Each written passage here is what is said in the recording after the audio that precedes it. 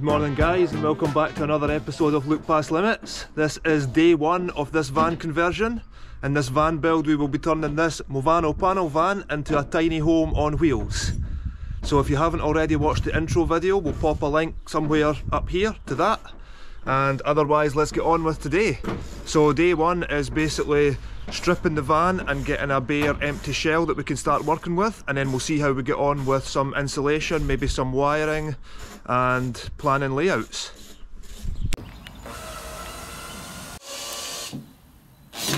So here's Vendy already hard at work. The van came with this floor and it's got the ply panelling all the way around. So we're going to take all this ply panelling off today, see what's underneath here, take the floor up and basically just give it all a good clean inside, so that we're starting with a bare empty metal shell that's something nice to work with.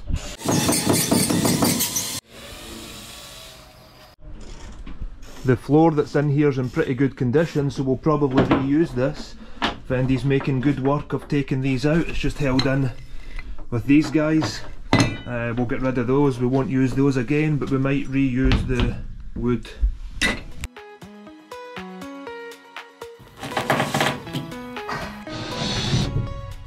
So all the floorboards are unscrewed, so now it's time to unscrew all these 100 screws and take the panels off.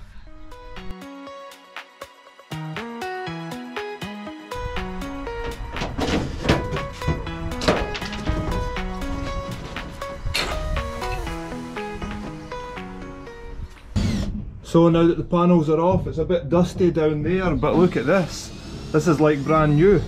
It's awesome that these panels have been on here since the beginning, because now we've got some nice good metal to work with here. So a quick clean up down here, a bit of a dust, and we'll be good for some insulation.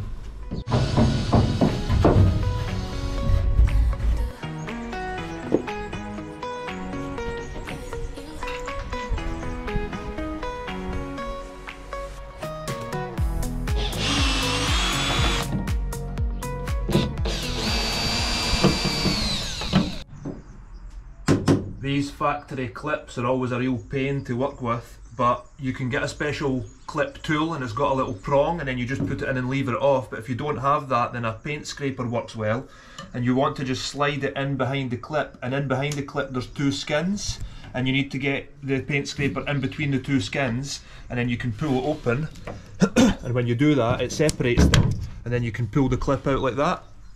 And then you could reuse the clip if you want to. We're not going to bother reusing them, but that's the best way of getting them off without damaging them. Otherwise, the easiest way, if you're not bothered about damaging them, is just to take a like a blade, like a knife that you can extend long, and just slide it straight into the back and just slice the thing straight off, and then you'll just be left with this piece inside the metal. Thanks for the tip, Steve. No problem. So if you've got these panels, like lots of vans will, if you're trying to take it off, you're going to have a lock here and a handle, and you need to take the handle off to be able to lift the panel off. And down behind the handle here there's a little circlip, and you just need to sort of poke in there and find this circlip to be able to take this off, and try not drop it like me. And then you can take the handle off, and then you can pull this off and put the handle back on again, or once you've put whatever cladding you want on here. It's not rocket science, but the first time that we done it, it took us quite a while to figure out how to get this off without damaging it. So if we can tell you any little hints and tips that are going to speed up your life, then we'll try our best. So now that the panels are off, we're just cleaning up behind here and looking for any spots that need repaired. Normally, we're lucky here, it's really nice, but often you'll get water leaking in here from the black plastic panels on the outside, and this will all be rusted, and so we would usually clean this back and paint it up, but it's in really good condition on this van. What we do have is rust all the way along the bottom of the bulkhead here, and we're going to be keeping the bulkhead in on this build, so we just need to grind back here where all the paint can flake off. Grind that back, and then we'll go and paint over any rust spots to prevent it from rusting further, because after that we're going to clad this, and then it's going to be difficult to get in there if it continues to rust. It doesn't need to be painted the same colour or anything, it just needs to be covered up to stop the rust continuing. We also need to take these lights out. There's some here and some at the back as well, because we're going to be putting cladding straight along there.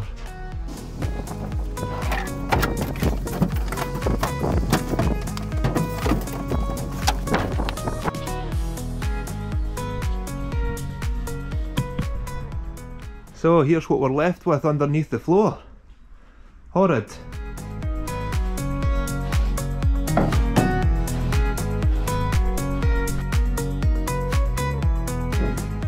So I've just took all the clips out along here, and I've already took this off, but this was absolutely disgusting underneath here. So we'll give it a quick brush and we'll clean it up. But I think we'll maybe give this a clean and spray it with some black spray paint before we put it back on to make it look nicer. So we'll just stick these door seals on for now until we can paint that up, and then we'll put that along. Then we'll have a little trim coming up here as it goes onto the floor from there. A couple of hours of cleaning, and just like that we've got a nice clean empty shell to start working with.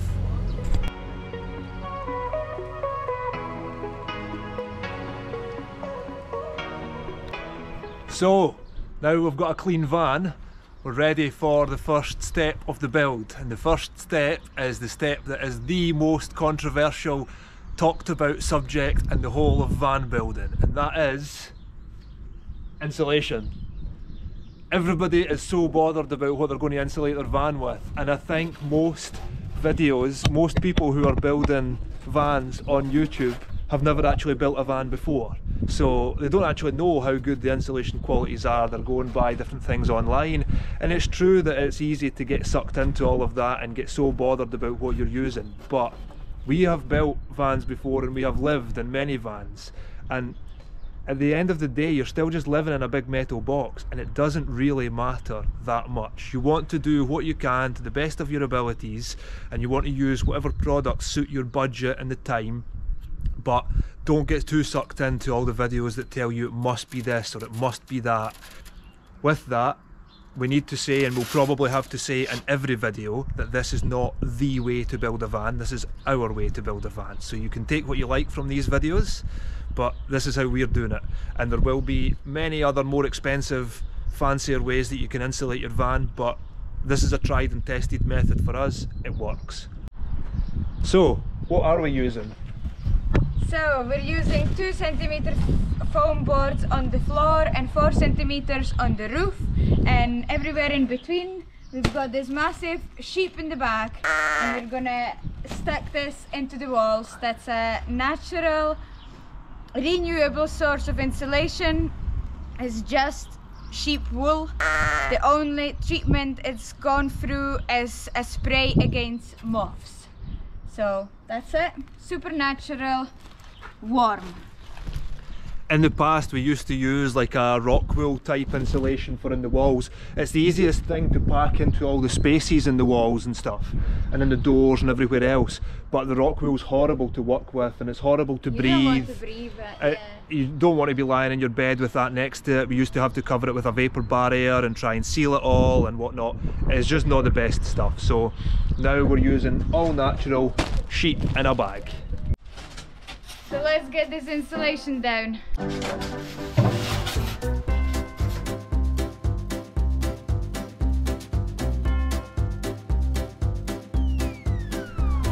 And just like that, we have an insulated floor.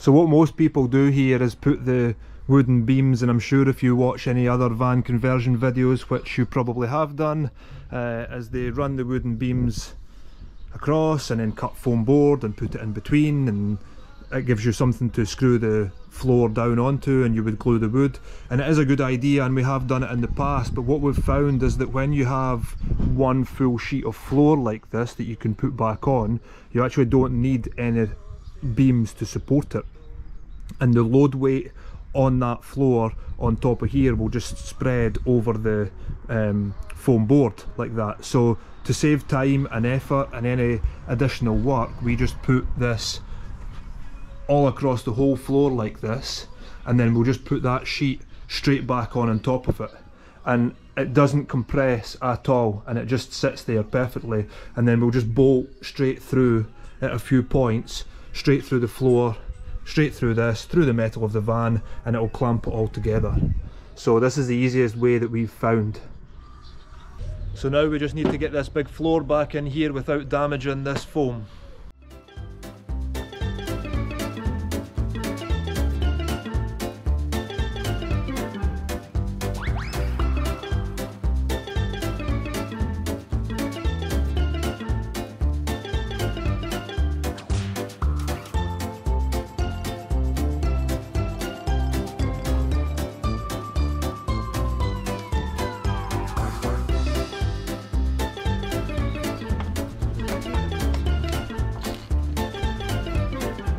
Ta-da!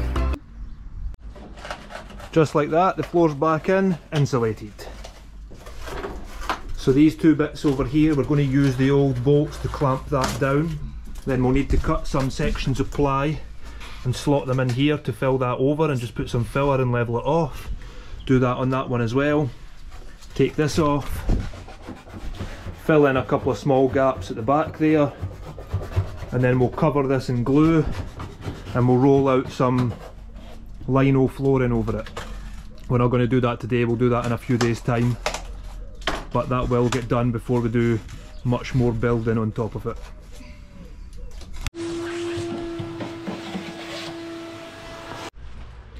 So we got rained off for a couple of hours there, but luckily enough the rain came just right at lunchtime. So after lunch we were back and we've secured down the floor. We've put some screws in the back, we've used those original fittings on this side, and we've put some bolts here that we've just countersunk into the floor, here and here, and on the underside, if you can see that. So now that the floor's done, we're ready to put this sheet on the walls. How's that sheet looking? So as you can see on the wall here, we've got it all nice and cleaned up, ready for the insulation to go in. So we're just going to measure these sections and roll this out on the floor and cut it out, and we're thinking that we'll use spray glue to spray it on and stick it on the walls here. On this side of the van, the same side as the sliding door here, we've got no cables or holes in the wall or anything else to be done, so we're going to start by insulating this section, and then when it gets to insulating this wall we'll need to run cables, conduit, cut some holes and things first, but we'll give it a bash on this side and see how it goes.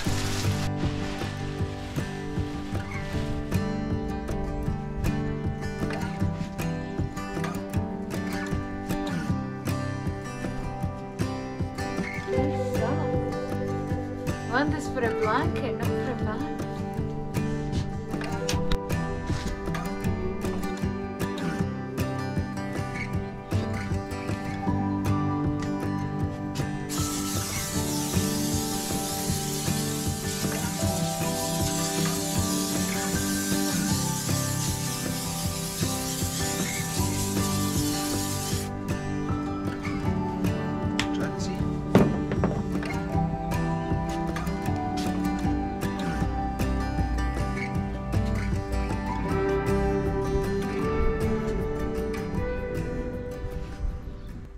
So I'm going to leave Vendy to continue insulating that side. She's just measuring out each panel, cutting it, spraying it and sticking it on. And while she does that, I'm going to start on this side laying out the cabling. So what we're using here is 1.5 and 2.5 millimeter squared twin cable, and red and black just to make things simple, especially if anybody later on wants to make any alterations or is troubleshooting anything, or it's nice and easy. 12 volt DC, positive and negative, not to confuse anything. We're using 1.5 mil for the lights and we're using 2.5 mil for 12 volt sockets, and all the cabling will be ran inside this flexible conduit, some thinner stuff and thicker stuff. We don't really want any of the cable to be bare. As the van moves down the road there's always vibration, and if this sits against any of the panels there could be sharp bits that rub through, so everything's in conduit. So So the first cable that I'm going to run is some of this 2.5mm stuff for a socket that's going to be here. We're going to have a panel over here, and in it is going to be USB, USB-C and 12-volt cigarette lighter style sockets. They're all going to be ran directly to the fuse box and to the battery, all just 12-volt stuff, and the battery and all the electronics is going to sit here. So I just need to run some conduit along here and down, that it will be coming out here later on. A tip for when you're opening a packet of cable ties: cut here rather than here, so that you can pull them out one at a time like this, and when you throw them back in the toolbox at the end of the night, they can't fall out the packet.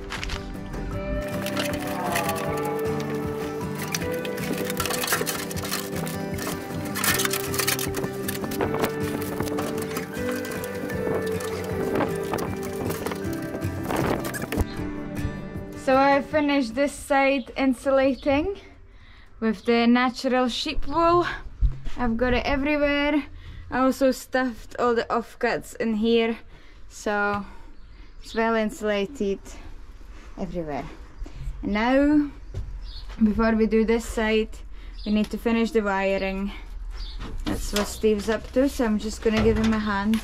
2 runs of the 1.5mm cable that we're using for the lighting here, and I've put it in this conduit, and I'm going to run it down here, up to here for the lights, up to here for a second run of lights on the underside of the overhead lockers. So we've now got this cable for the rear USB coming along and out of here, and these ones here run up and along. This one will be connected to all the roof lights, and this one will be connected to the lights that run on the underside of the overhead lockers, which are going to be here.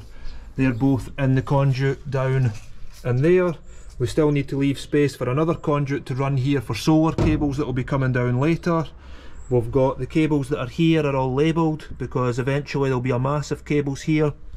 We'll need to know what ones are what when we do the electronic panel here with the fuse board and whatnot. But for now, that's all the cables that need to be ran through this section, which means that we can now stuff the insulation in here.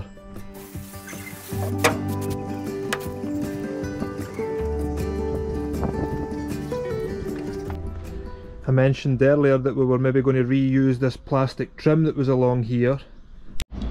I've got it here now. I've just gave it a bit of a clean up, and I've stuck all the little clips into this bit of cardboard, and I'm just going to give it a spray paint. It's not going to look amazing, but it's going to look a lot better than it was before, and you're not going to see it that much, only when you're going in and out the back door, so it'll probably do. We'll see what we think when the paint dries, how the finish is. If it's not great, then we might need to get a new plastic. I've just gave this bit a quick paint as well.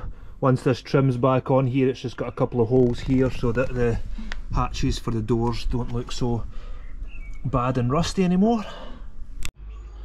So here's how we're looking now.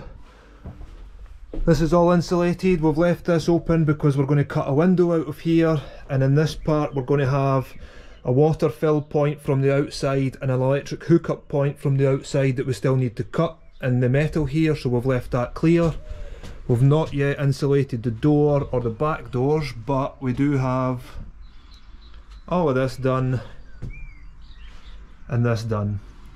We've got the cables ran for the lights and the back sockets, and we've got the floor insulated and back down. So all in all, for day one, we're pretty chuffed. We'll see what tomorrow brings. So how are you feeling after day one? Do you think we've got this for 30 days? No chance. We've got this. 30 days and this van will be a tiny home, for sure. Thanks for watching, guys. This is the end of day one. We'll see you in the next one. Hopefully you've enjoyed watching, maybe you've even learned something.